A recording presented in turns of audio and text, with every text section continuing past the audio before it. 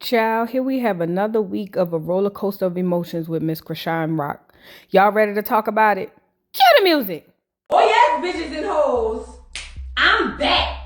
I drop a player like it's nothing, it ain't working out. Now no debate up for discussion, bitch, I'm walking out. My time is money, I ain't loving, let you toast it out. Flip my weave and walk it out, look how I just bossed it out. Now come on baby, why you bugging, we can't talk it out. I keeps it moving, I ain't tripping, lost another spouse. I'm just a boss, it's in my blood, no I won't scream or shout. Grabbing my keys. Cause oh yes, bitches and hoes, I'm back. Back with another video, and we here to discuss Chrisean and Blueface Crazy in Love season 1 episode. I think this was the 3rd or 4th episode, girl. I don't know. You know it's gonna be right down there in the description. Listen.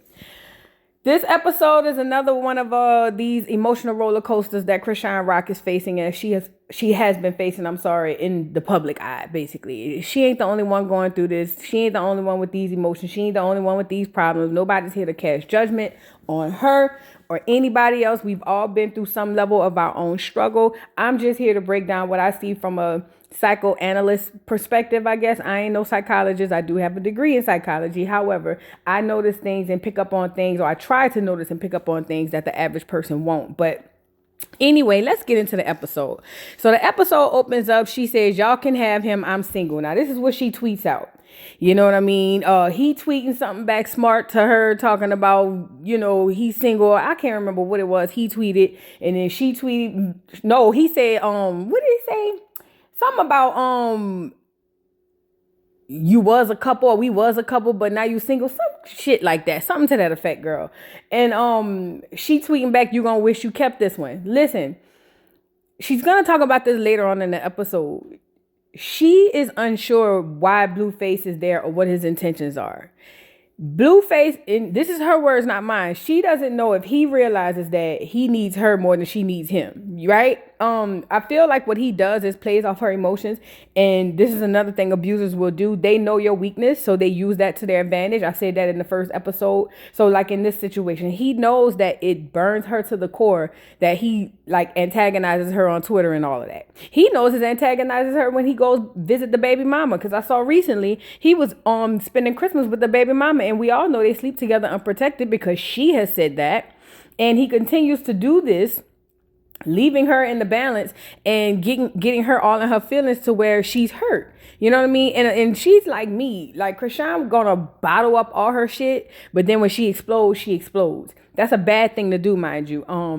It causes for reckless behavior and all types of things that can go really, really wrong. But that's just one of the things she do.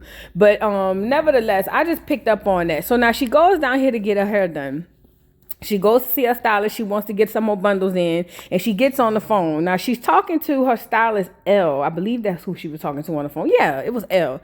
She's talking to L about, her situation with Blue and the tweets and all of that. And she was like, he just don't know what he got. He was like, other niggas know what he got. Niggas will tell me, yo, he don't know what he got, woo, but he just not really, on that type of time. She was like, so what I did, I just dropped my sex tape. And I think she did that out of spite. She said, because she wanted him to feel the way that she felt. That's another thing that Pisces have.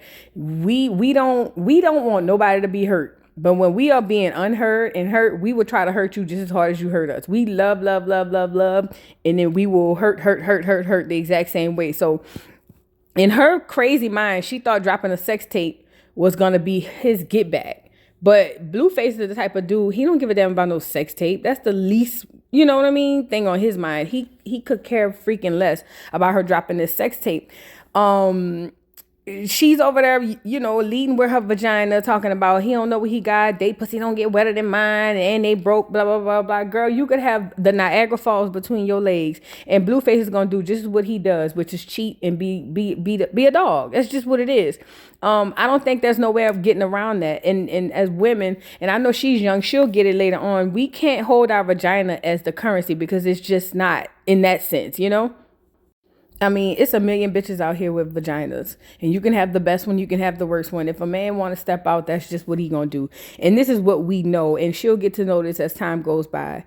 But she basically talk about how she got all these men at her neck, and she just don't have it in her heart to cheat with them. She was like rich dudes. She was like, they be trying to get at her and be all up in her DMs and stuff. But she don't have the heart to cheat on him the way he's cheating on her.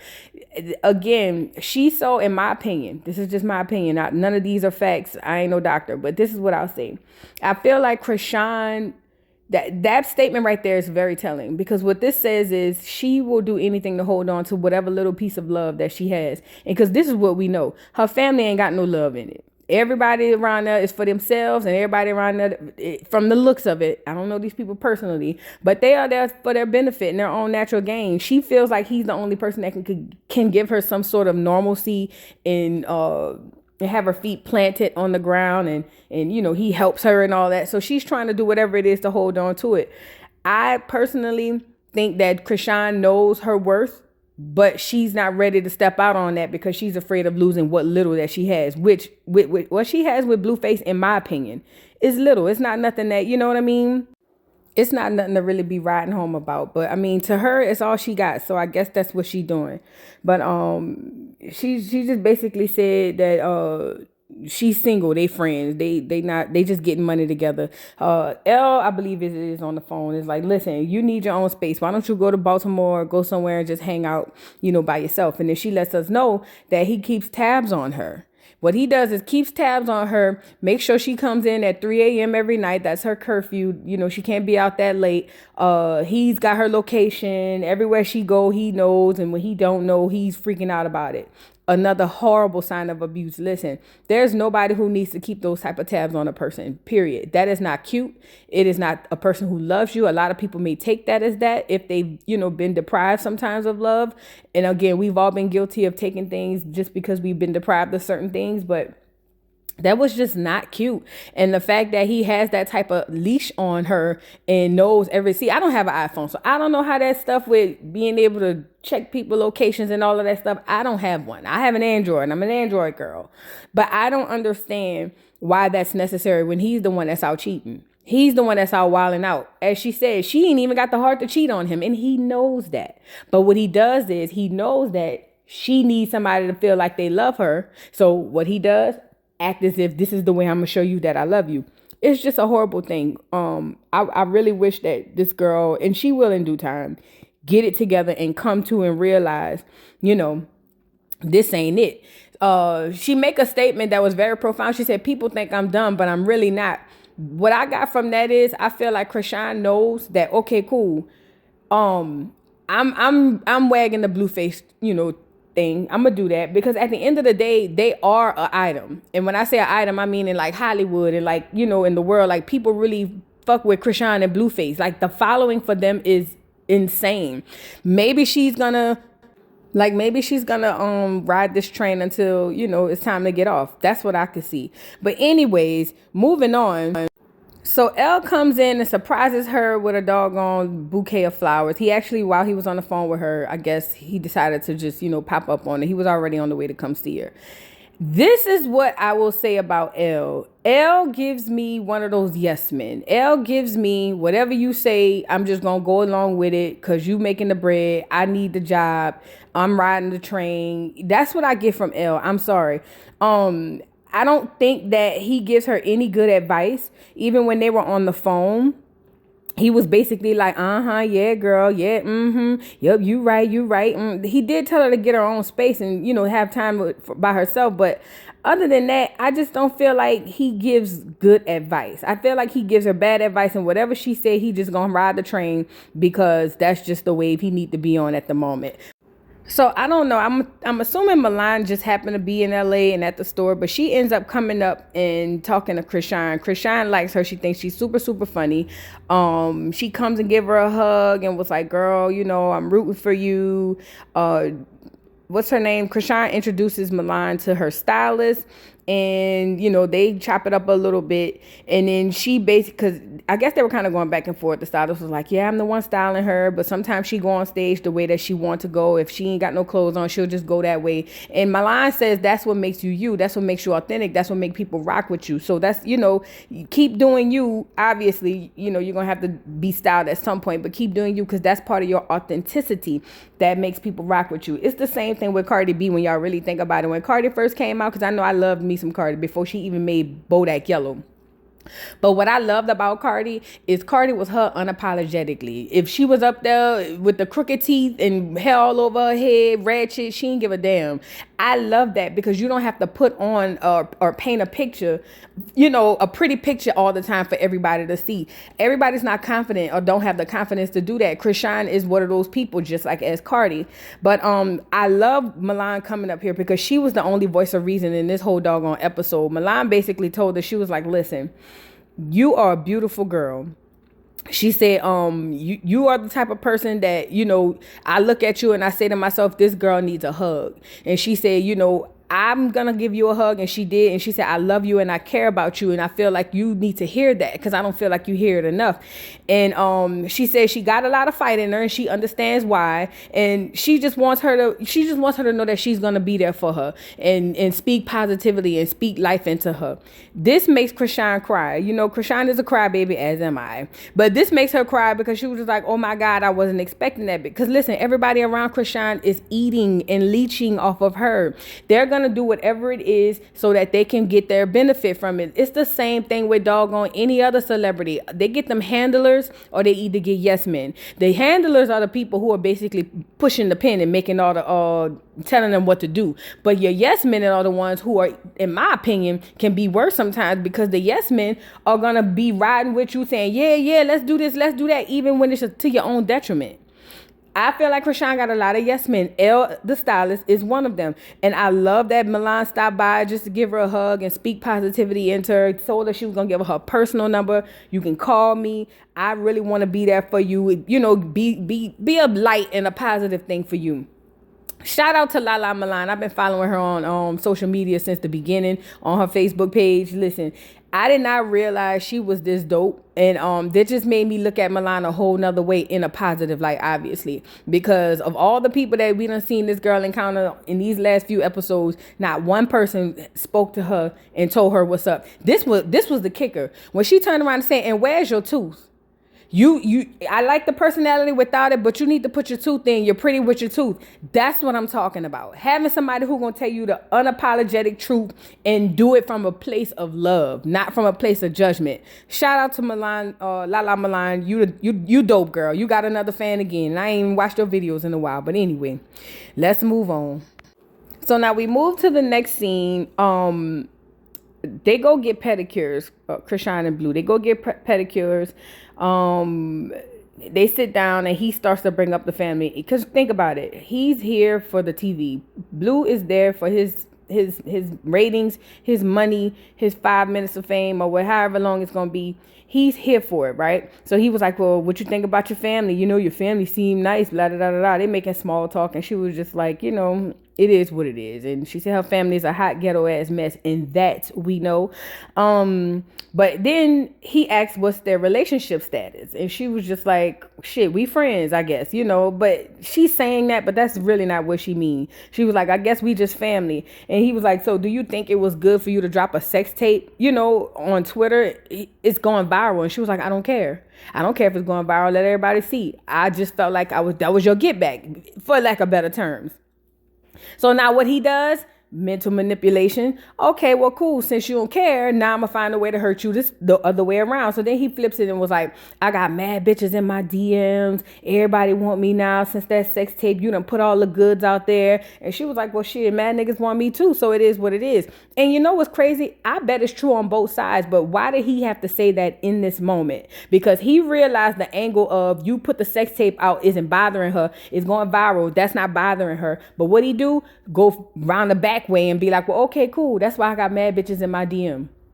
I mean, you probably had bitches in there before. Like, I don't understand. But again, that's the way he uses his, he leverages his, not really leverage, but that's the way he uses it, ways to abuse her. And again, mental abuse is real, y'all. Mental and emotional abuse, that shit is real. And I think that that's something we need to talk about in the Black community, because that is something that plagues us all, because we not used to having those conversations and being honest with our parents, with our family, with our friends, with our loved ones, with our partners.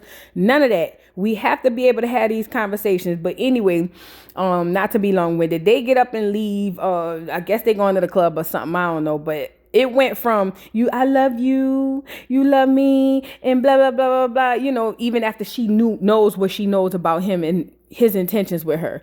I just think it's crazy. Let's move on. All right, so moving on, she's getting ready for court. She's got to go to Oklahoma City to go to court. She's packing and everything, and Blue's not going with her.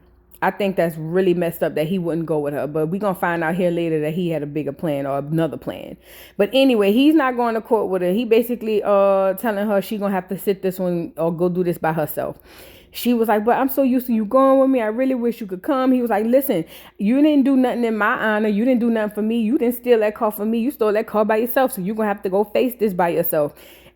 He has no intentions on going to court with her. Not because she didn't do anything for him or with him. It was because he wanted to go to Vegas and do fuck nigga shit. And we going to find out how much trouble that gets him in later.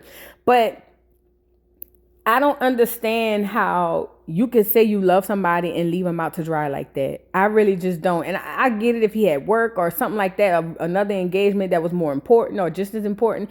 Yeah. But you just gonna leave your girl and let her go to court by herself when, if it's you know she 10 toes. If she had 12 toes, she'll be 12 toes at the court date with your stupid ass.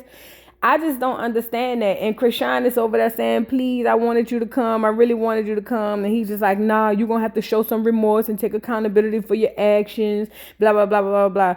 So that's just where they at. And then she's getting ready to leave. They got 20 minutes to leave. And she thinks in her mind that giving him a quickie is going to stop him from going to go and do some fuck nigga shit. And we all see here later that ain't going to work. But I don't know. Let's move on.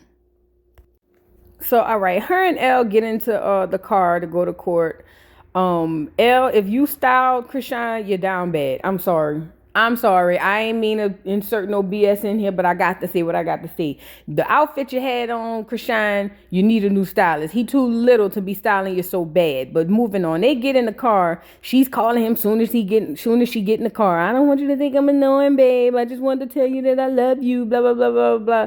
Going back and forth with the emotions, girl. You just said y'all was family. You just said he don't know what he got. You just said you could do this, and this, and now you're back loving him. Understand? Anyway. Not that it's right, because it's not, but I understand that emotional roller coaster. So anyway, they getting in the car. She go to call him, and he hangs up on her. What does Elle do? Call him back. That's what Elle tell him to do. I'm telling you, Elle is not that person she need around her. She need to fire him and get rid of him. Call him back. So he's not answering. So now she goes on this rant saying she don't know if it's a business ship or a relationship. She don't know why he acts like that and treat her the way he treats her. Elle was like, well, just ask him. Be straight up and ask him. Then so in the middle of that, Blue texted her and was like, you the only one I want. I love it here with you. And she was like, see, this nigga just text me. Another manipulation tactic that he's using. So what he's doing is being a dick to her by hanging up on her. When we find out later he really in Vegas, but hanging up on her, but sending her text to keep her baited enough to stay around, if that makes sense. So now you over there hollering, I love you. I love it here with you. Don't be like that. And blah, blah, blah, blah, blah. Trying to keep her basically baited in a little bit. And she was like, see, this is what I'm talking about. He think I'm stupid. How you gonna text me that when you with other bitches? She was like, I'm about to move on and I'm about to move up and I'm not staying down here. I'm gonna go up here. And if he can't meet me up here, then he's just gonna have to, be done. I don't believe that right now. I believe that can happen in the future. I just don't believe it right at this moment. It's just something about it. It's not giving me, I believe that. So she's calling him, trying to see what the hell going on, where he at. And we find out that he's not answering the phone. But when he does pick up the phone, he's in Vegas. This sends her off. Like, she was like, how you figure you gonna go to Vegas? What you mean? You said we was gonna go together. He was just like, no, babe, I wanted to go with you and I wanted to take you. Lying is what he's doing. She's really not buying it. She was like, listen, if you was going to take me, we could have just went. I mean, they do live in LA. Vegas is what, like a 30-minute flight? Like, I don't understand why he's trying to make it seem like that's what his intentions was. But she's not buying it. She says, you out there with a bitch. You probably out there, or no, she knew that he was out there with the girl that he went viral with. The girl, I guess, had her chain in his mouth, and was kind of like, on that, like, I guess making it seem like they mess around. So she knows that, because what we find out here in this situation, she has his location and everything on it too. So she knows literally where he is. saw that he dropped his location to the girl, but then deleted his reply. So that's the two-way toxicity thing going on over there. And I thought that was very odd. If you got to do all that to be with a man, girl, go be by yourself, because it's bigger than this. I'm tired of saying she young, because she is young. I don't want to take that away from her, but girl, y'all are not living. It's got to be uncomfortable to live like that. But he was like, I was taking you. I wanted you to come. Don't do that. Don't do that. And she was just like, bro, as soon as I leave, you go MIA. She was like, I'm tired of that stuff. She was like, I'm really about to be done with you. She was like, I'm getting a bad feeling about this. I'm about to be done. Well, what we find later is, you do dirt and dirt come back on you, because Blue that night ends up getting doggone arrested for attempted M-word. Okay. M as in Mac. Yes, he decided he wanted to be on surveillance, allegedly shooting, powing at somebody. So yeah, you do dirt and dirt happens, because nobody asked you to be out there. You didn't want to go to court with the girl, not because you had other things to do. Well, that's kind of what it was. You didn't go to court with the girl because you rather be in Vegas. Now look where Vegas got you, locked in the slammer. Let's move on. So now they get up the next morning, go to court. L basically over there saying, you ain't going nowhere, he not going nowhere, none of y'all going nowhere. I feel like you just gotta be real careful with L. L just don't give me the right vibes. I'm sorry. My spidey senses is tingling with this dude. But they arrived there, and she called Blue. He hung up on her again. She said she'll call him back. But they get down there to the lawyer's office. I already talked about that. They get down there to the attorney, and before court, and the attorney wants to talk to her aside and says, I didn't want to speak about your stuff in front of everybody, but basically the judge is going to give you a reduced sentence. They're not going to drop it down to a misdemeanor, but they will give you a reduced charge or a reduced sentence, and it'll be 3 years suspended, which means she won't have to do any time in jail, but basically you'll be on probation for the 3 years. She's like, okay, cool, let's make that happen. She didn't want the probation, but it is what it is. She just glad she ain't going to no damn jail. So that was a win for her. They go down to the courthouse and, I guess waive the right to go to court, or just basically say, hey, I'm pleading. Yeah, I did it. Whatever. Just give me my little probation and we can move forward. So that was a good part in this situation, that she ain't got to do no time in jail, because we don't want to see that happen to her. All right, so when we get out of court, her and Elle leaves out of the courtroom, and we find that she has another sister and brother. I don't know if these are biological sister and brother or whatever, but they there to meet her. First thing she wants is where the weed. That's all she know, and that's all she care about. Where the weed. So we meet the new sister and brother or whatever. I don't know where they come from. I guess they live in Oklahoma, OKC or whatever. So maybe that's why, she was so comfortable, because she was telling Elle, I got family here, so it's cool. They go to get some green. They get ready to smoke. She finally gets to sit in the car. She steps outside of the car. She makes this tweet, stuff be so wicked, Lord, cover me, please, and thank you. She's feeling a sigh of relief, and that quickly turns into, I don't know if it was reality hitting or what it was, but it quickly turns into sadness. It quickly turns into life and reality really hitting. It quickly turns into her not being able to hide how she really feel with the smoke, with the drink, and none of that. Like, this is really my life right now. This is really happening to me in this moment right now. And she burst into tears. They all give her a hug and rally around her. And, she just let out a really hard cry. And, she cries a lot. She's a crybaby. But sometimes some of those cries, they hit different. And I feel like this one hit different. She's stressed out. She got stuff coming from every doggone angle. She don't know which way to turn. Nobody around her is really guiding her. Nobody. She's a young girl in this society fighting all this stuff by herself, and she's dealing with it. But that was the end of the episode, y'all. Y'all drop down in the comments and let me know what y'all thought about this doggone week's episode. Chrisean, I pray that you have nothing but healing and light your way. Please talk to Milan more. I think she's going to be the person to really help you out in this situation. Things are going to get better. They might get worse before they get better, but they going to get better. This too shall pass. My boyfriend says that all the time. But y'all drop down in the comments. Let me know what y'all thought. Please like, subscribe, hit the notification bell. I surely appreciate every single one of you, even the people who disagree with my thoughts. Y'all have given me life and everything. I really enjoy doing this just for y'all. So y'all let me know what y'all think, and I'll see you hoes later. Bye. Mr. Carroll,